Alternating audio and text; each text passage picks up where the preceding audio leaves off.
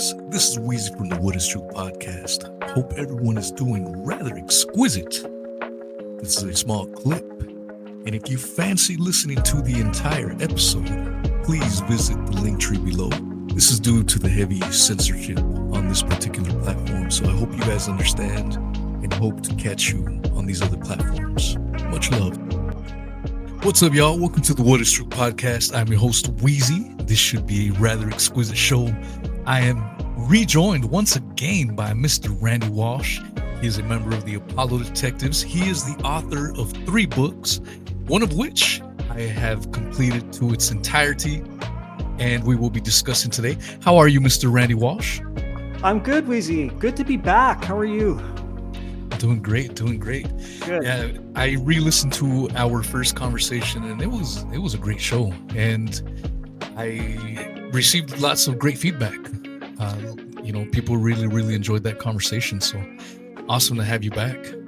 Yeah, no, it's good to be back. And actually, coincidentally, I listened to it again too, just to see where we kind of left off, and we kind of just went down some rabbit holes. So that's kind of the way I like it. Yeah, perfect. Yeah, for those that are interested in listening to that, I believe it was in the 220s episode.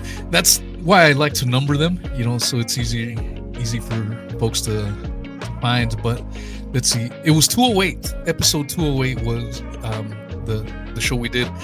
Yeah, we covered quite a bit of ground. Did some 9/11.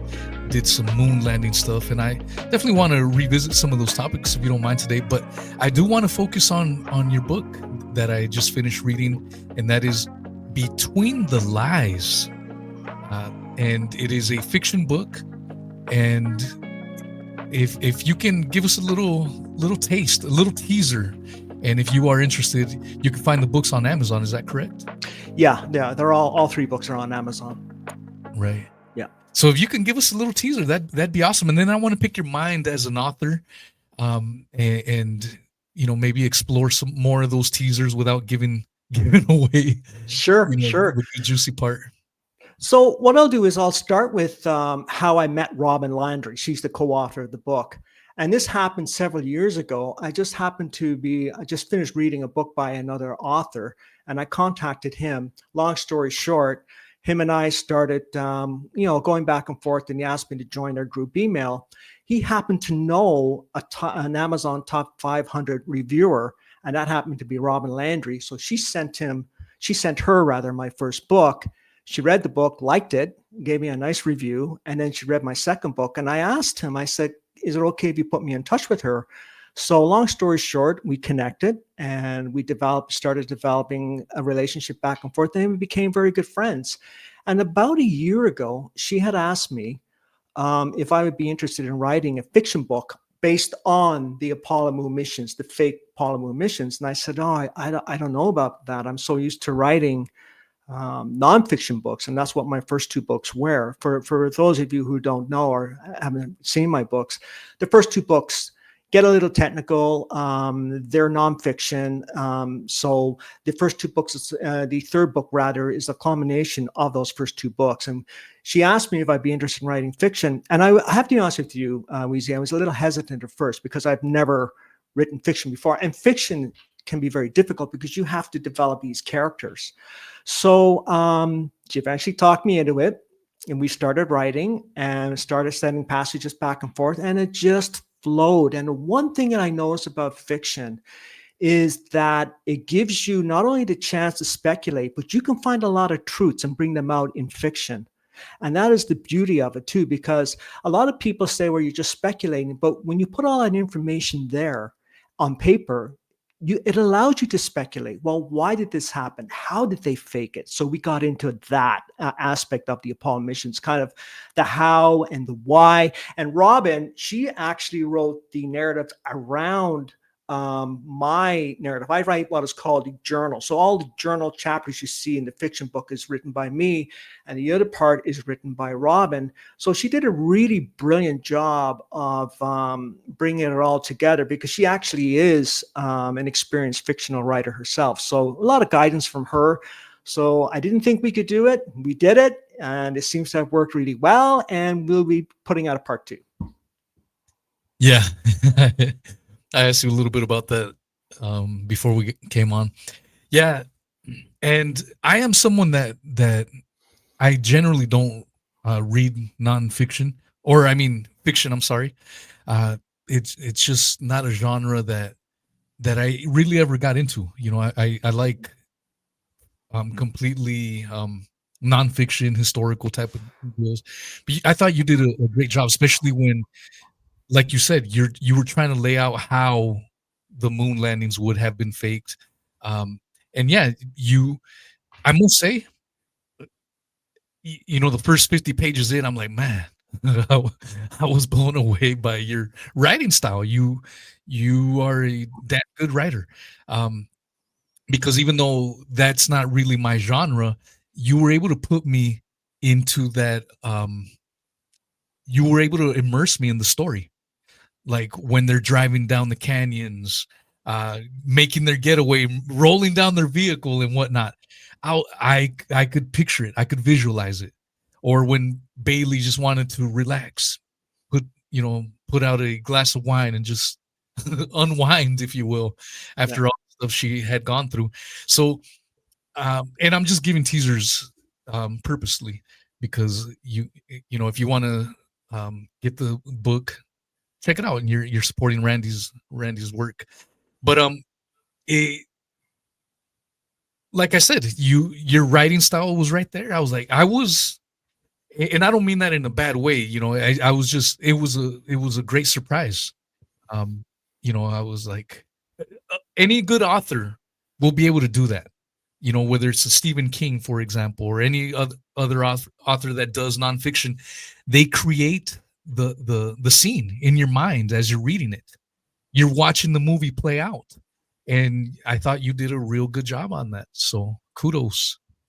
No, I appreciate that, Weezy. And boy, how I aspire to be a Stephen King or a Tom Clancy, right?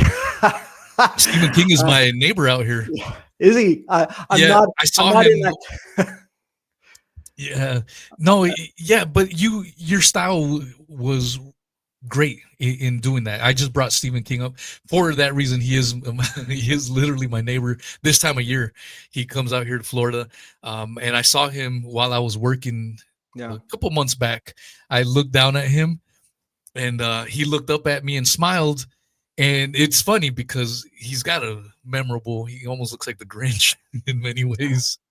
He's got a memorable look to him. But when I looked at him, because I've been doing residential garbage in the area for a long time, so I just figured it was someone that I'd read on the beach that I'd probably recognize from the routes. And then after I drove past him, he was walking with his wife down the beach, and he looked at me and smiled and waved. And he looks up, and I go, I know that guy. What house does he live in? Oh shit, that's Stephen King. So it took me a minute to put the two and two together. But yeah, I mean, I think last time we spoke, I didn't realize that you had already written several books. So this was your third book, and it Yeah. sounds like you will be working on the fourth book. Yeah. I myself have been going down super deep in the Lincoln assassination, deeper than many other historians. My takes are way unique than anyone you'll ever hear. And I probably have about 10 hours worth of book writing material, in my noggin. Anytime I do these podcasts on other shows and I give them I can't possibly cover all the information that I have stored. So I've been wanting to go down that direction.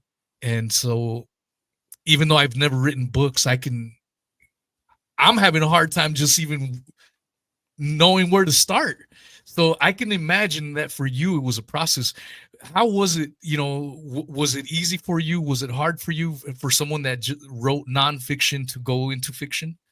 Yeah. So, a very interesting question because as I said earlier, I was really. Oh, by the way, in honor of being on your show today, I read a primer on the Lincoln assassination because I've been following some of your work. So Oh, you're the authority on the Lincoln assassination. So I decided to read a primer on that, and it just got me thinking to a lot of things you were saying. So just as a sidebar issue there, but yeah. So I really do appreciate the work you're doing there. When I was writing, as I said, I was hesitant at first to do fiction because a lot of people, especially in my community, do not fare well with fiction. They don't like fiction. They stay away from it. And fiction is always harder to sell. And realize that some of the problems with fiction, I found this out quite by accident, is that they sort of delay getting to the point, and it kind of draws out a little bit, and you got to get into the characters. And I said to Robin, I said, I don't know how to develop these characters. She said, Randy, just start writing. We already had an outline for the book. So the book basic outline is that the first man to land on the moon, we call him Andrew. And I just want to make a point about the book. We kept the historical names in the book, like we kept President Kennedy, we kept LBJ, we kept the Apollo moon missions, but we did change the names of the astronauts because didn't want to avoid anything legal here. So we used fictitious names, but we stayed very, very close to the actual events of the Apollo missions. And then we go behind the scenes and what's happening behind that. And Andrew McNair, who is based, of course, on Neil Armstrong. Yeah. He starts developing a conscience. Like he starts realizing that things are not right here, and he starts questioning it. And when I started from that angle, because we had an outline that she would write the main text and I would write the journal, amazingly, the information just started flowing. I developed two main characters in the journal. That is Andrew McNair, of course, the astronaut, and then his mentor, secret sort of mentor, sort of behind the scenes, and that was Dukin, right? So Dukin ends up guiding him through this. And along the way, he starts seeing things that are not happening. It's not right. The Apollo 1 crew was killed, and it really bothered him. And then a week later, John Wright, who's after the character Thomas Barron, is killed, and he finds out that things are not adding up, and he starts decide that he's going to keep a journal. He's going to keep a journal and start detailing this, and he's trying desperately to get out of the Apollo missions, and he can't. And this is what makes the story riveting: is that he's trapped. He has to participate. He has no choice. And it's not based on, he finds out that the astronauts are not so much hired based on their experience. They're recruited, given the false impression that they're recruited because of their experience. But in actuality, it's their experience, but more so the fact, number one, that they're military, and number two, that they're connected to some very powerful families. And he realizes that later on. And the other point that I wanted to make was that all these astronauts that supposedly went to the moon and back, they were in their 30s and in some cases their 40s. Why would you send a person in their 30s and 40s who cannot handle the elements as well as maybe a 25-year? You don't see 40-year-old jet fighters, right? So they're all in their 20s, by the time they're 30, well, they're kind of getting out of that and they're moving into other areas of aviation. So that was another thing he realized. It's, at the time he was about 37, 38.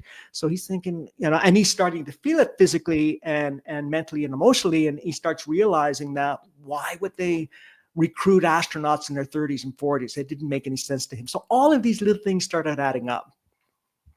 Yeah, I'm glad you brought that up, because that was one thing I did want to bring up, was the fact that a lot of these astronauts are indeed older. I mean, recently you had the debacle with these astronauts lost in space, and it was that old lady and the older gentleman. And it seemed for like a few months, and I'm not trying to be misogynistic or anything like that. Anyone that's followed me for a while clearly knows that. I asked this question. I'm like, it seems like they're pushing like female girl power, the last few months with Katy Perry going into allegedly in space with all those women. And I brought up the point then where I used to be a hotshot firefighter in the mountains. I had to be in tip-top shape. I felt like a professional athlete. I could run a 26-mile marathon if I had to. I was one of the smaller ones on the crew, so I made sure I was super strong and so I could cut the physicality of the job. And one year we had a woman join us, and she, to this day, is the toughest woman I have ever met, man. She was an ex-Division I soccer player, tremendous athlete. but she was a woman.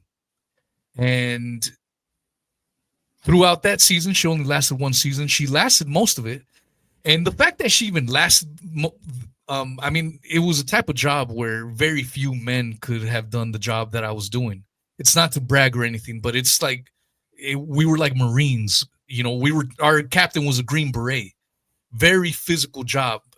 And so the fact that she lasted till pretty much the end of the season, kudos to her. But caveat, we had to babysit her a lot. We had to help her out.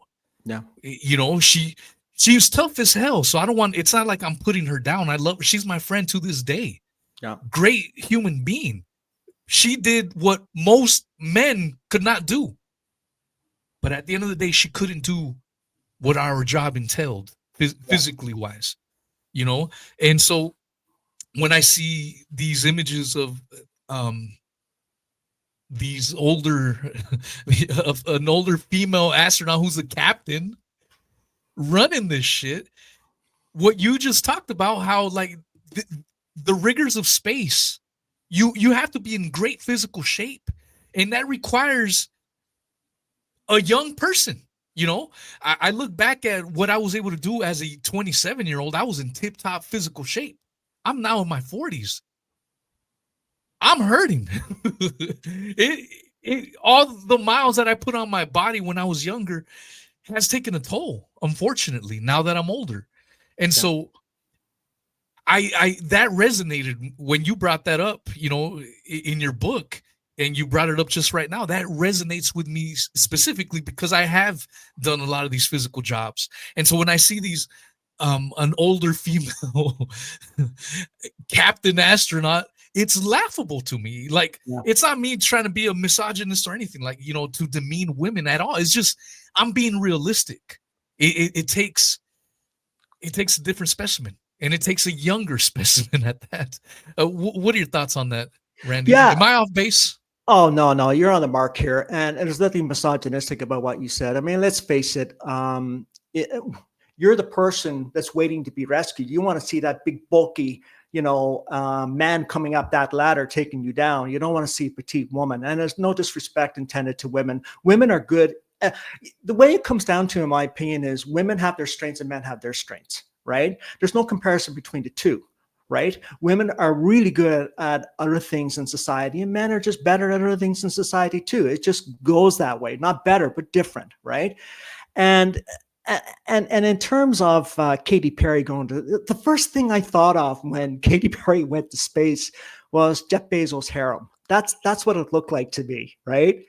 And what does she do when she comes down and she, supposedly come down? I don't even think it happened, but when they supposedly land, she gets out, she kisses the ground. Isn't that what the Pope does? He kisses the ground, right? Was there a ritualistic aspect to all of this? Of course there was, right? So you've got Bezos' harem, and you've got a ritualistic aspect, tie that in with the Illuminati ritual, and you can go down that rabbit hole too. So I think the whole thing was theater. Yeah, I agree with you, and that's the thing. You are a member of the Apollo Detectives, and I know you're a busy man, so you make it when you can. But one of the things that I have appreciated about you, Randy, is how sometimes I will voice my opinion that is unpopular with the panel. And there's been times where you've been on, Randy, you're like, you know what? I agree with Wheezy. And I'm like, hell yeah, that's my man right there. and it's not to disparage the other guys. I love them to death. It's just, It's always nice when, because, when you're not there, I'm like, I'm the only one saying this.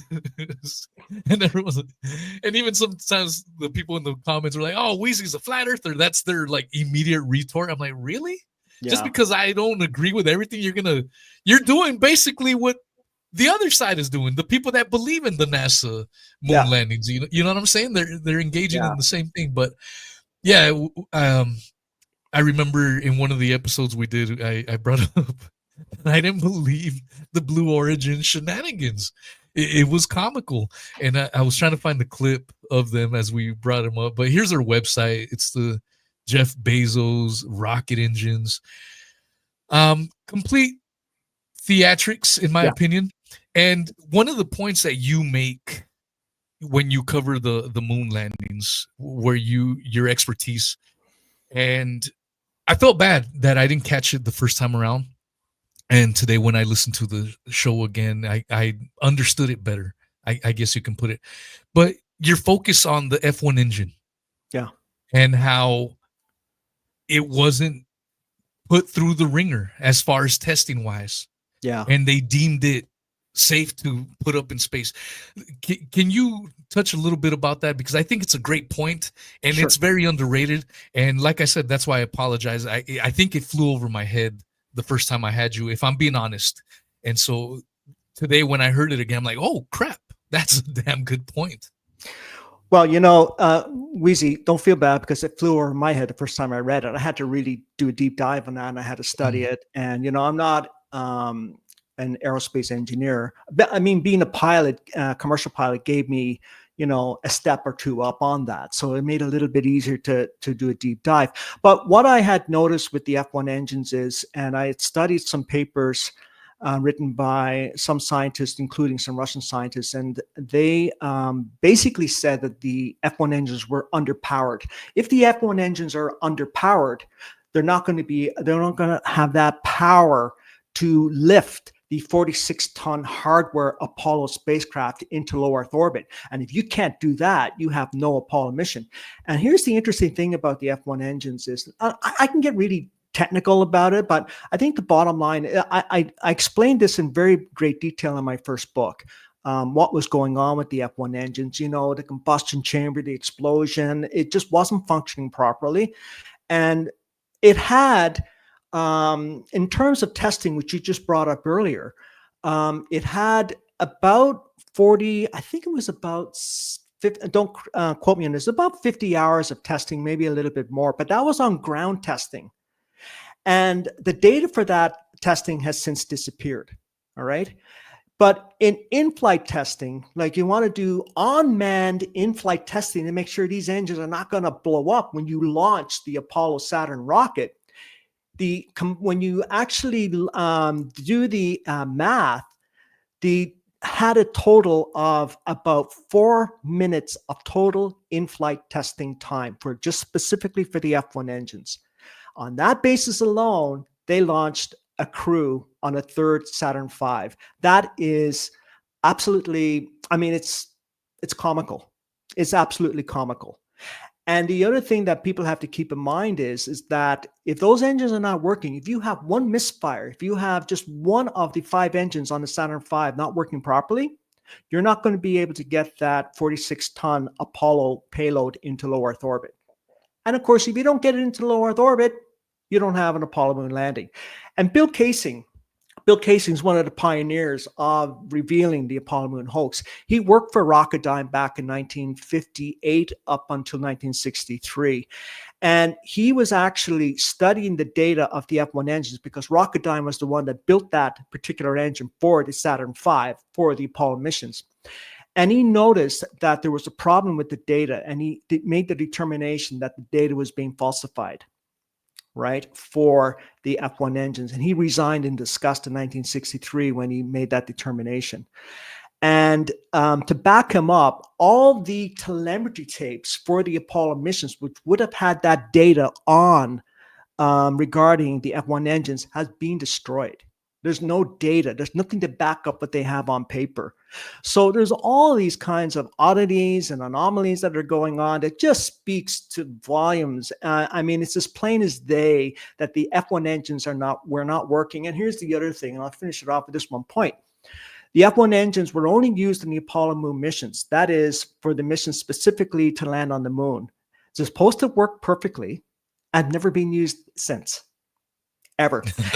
And not only that, most of the documentation and the schematics for the F1 engine have been destroyed, and the engineers even destroyed their own handwritten notes of the F1 engines. They even admit that.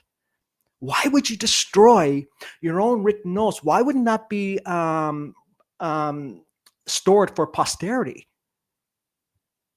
Right? So that tells you a lot right there. And that makes everything else mute, because if you have no F1 engines, You have no Apollo moon missions. So you can throw all the photos and all the, the radiation and going through there. I mean, there are a million reasons why we couldn't have done it. But if you can't even get the rocket off the ground, you have no Apollo moon landing, Yeah, yeah, right?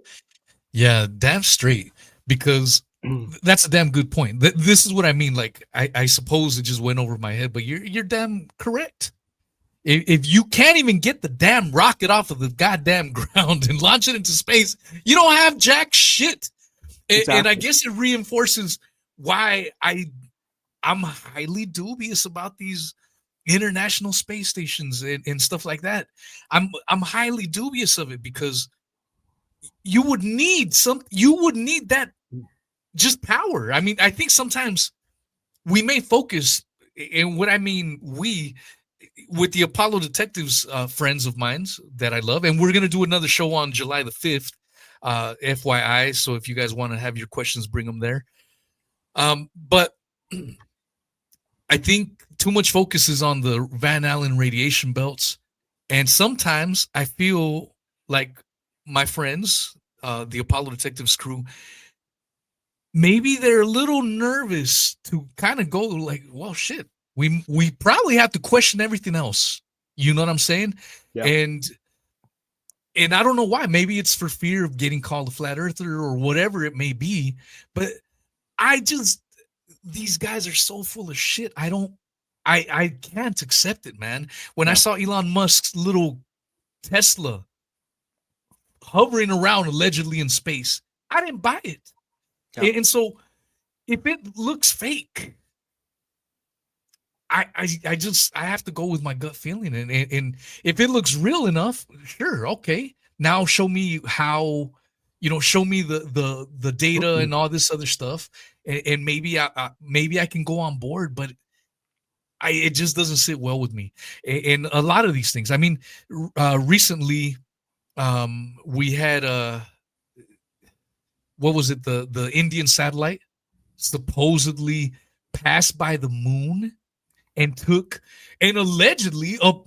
So this was slammed in our faces. People like you and I that do not believe in the moon missions, they were like, look, the Indian satellite took a picture of the NASA landing sites. I have never once accepted that as data, because if you or I, we can't purchase a telescope that we can see for our damn selves these sites, and we have to rely on these third-party websites to zoom in to these alleged sites. I'm not buying it, because these third-party sites can easily be complete bullshit, for lack of a better term. I'm not accepting it. What are your thoughts on that, Randy? Yeah. Oh, a lot there. And yeah, let's talk about this. No, Oh first yeah. of all, I'm not accepting it either. And I mean, I love the Apollo Detectives. I love talking to Marcus Allen, as you do too. And I Oh mean, yeah. that man is he's got the patent when it comes to knowledge. I mean, he is the authority on the Apollo missions. I have my own YouTube channel. I've interviewed him a lot. I just interviewed him recently. And What's your YouTube channel, Randy? it's right under Randy Walsh. Randy Walsh. Yeah. Okay. I don't put a I'm gonna put lot. that on the description. I'm sorry. Yeah, no, that's good. I don't put a lot of effort into pushing my channel because I'm doing a lot of writing, but Mm. I like it as a side thing. And I've interviewed Marcus recently. I'm interviewing him again in a month or so. We're doing a thing on. We're actually focusing on his book, right? But I do part ways with the Apollo missions, and I'm talking objectively here when it comes to some of the things you have mentioned, because I'm in agreement with you, and that's why I said it the last time I was on Apollo Detectives. I'm not buying the crap anymore. I'm just not buying it. And as for when it comes to the radiation belts, we can analyze that till the cows come home, and we can come up with a million reasons why it's not possible. But ask yourself, where's the data coming from? It's coming from the very people that are telling you that they landed man on the moon. So why do you even bother analyzing it? They're lying. They're lying. Why would you trust any data that comes from a government agency? And then the argument back is that, well, there's other agencies around the world, space agencies. Some of them one said it was like 72 space agencies. And I said, have you checked that out?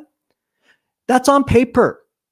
That's on paper. There's about maybe 2 or 3 space agencies you can really call space agencies, and they're all controlled, and everything is filtered through NASA or the Russian space program. And both NASA and the Russian space program work hand in hand. They work in tandem. Anything that gets out from India has to go through both space stations, both respective countries, that is the United States and the Russians. They're all working behind the scenes. And this is why this is what I found easy writing the book in a certain way, the fiction book, because I realized how connected it all was. And that came out in the Apollo Detectives when you and I were chatting back and forth. I mean, I'm sitting there listening to everybody. Okay, that's good stuff, but I think we're getting a little bit too technical here. If you want to read the technical stuff, you can read my books, or you don't want to read my books, don't read my books. Go to the Apollo Detectives YouTube channel. They have some really good information on there, right? And they'll get into the technical aspect for it. But when I hear that, India took a photograph. Have you looked at this photograph?